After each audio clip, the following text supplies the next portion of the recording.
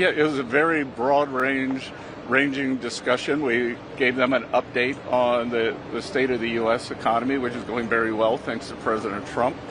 We received their views on trade, the European economy, and how the Spanish-U.S. relationship can be strengthened. We were told that Spain is opening a trade office in Houston, Texas, which we were very happy about.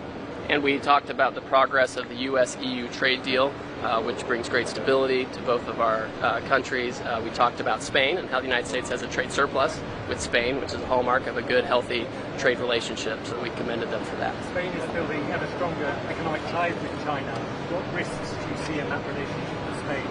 Well, any kind of agreement that we have with another country, or in this case with the European Commission, we want to make sure that the benefits of that agreement are between the U.S. And the EU and Spain as part of that. So obviously anytime we have a deal, we want to make sure that other countries aren't used as a jumping off point for Chinese trade, for example. If we're going to trade with China, which we will, want to have a deal with China. If we're going to have a deal with the EU about EU-US trade, we want it to cover US-EU trade. Any more details? Did you also discuss about purchasing Russian oil?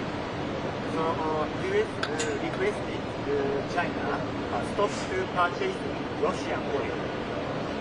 It was mentioned, but not a centerpiece of the discussion. Anti-money laundering is on the agenda. Do you anticipate any lowering of the fentanyl tariffs or anything on that matter? Well, anti-money laundering is different than the importation of precursor drugs.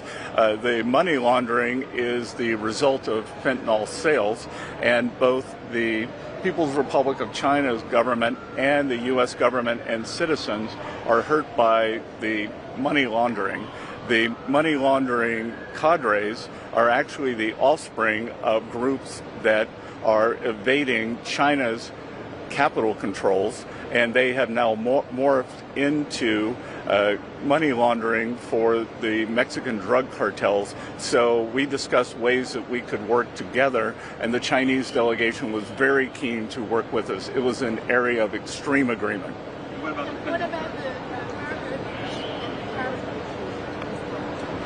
Sorry? Well, of course that came up. There was some discussion on where we stand. As you know, right now we have a 90-day pause in effect with respect to U.S. tariffs on China and Chinese severe controls on rare earth minerals.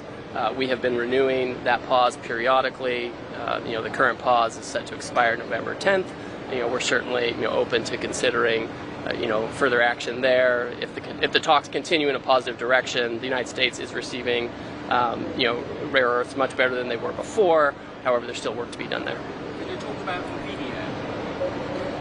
We discussed the poor timing of the NVIDIA investigation the day of these talks.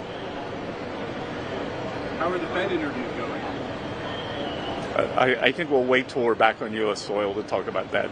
One thing I will say is that that I'm respecting the Fed's quiet period, which they have before every meeting, and so it's convenient for me to be here. So no current Fed officials are interviewed during the Fed quiet period. Any more details about TikTok? I think we'll wait for it to be confirmed by the leaders. Can we say we have got another extension to TikTok with the Chinese company? Another extension? Well, on that point, we believe we have an agreement.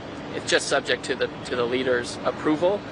So if you need to extend it by some period of time just to get it signed, etc., that's one thing. But we're not going to be in the business of having repetitive extensions. We have a deal. If there's some extension needed just to get it signed, etc., that's one thing. But there's just no ongoing extensions. It would not have been extended without a framework. Right. Any other international politics we should talk about a lot, about Ukraine, Russia? We had a full menu for 2 days of talks. Thank you very much. Summarize the talk with some people. Respectful, wide-ranging, in-depth. Any more words from you, Ambassador Brewer? Productive. I think that's just about it for time, guys. We can take one last question if anybody has one. Do we have a time frame for TikTok? You know, in the next few hours, might we get some kind of release and more details?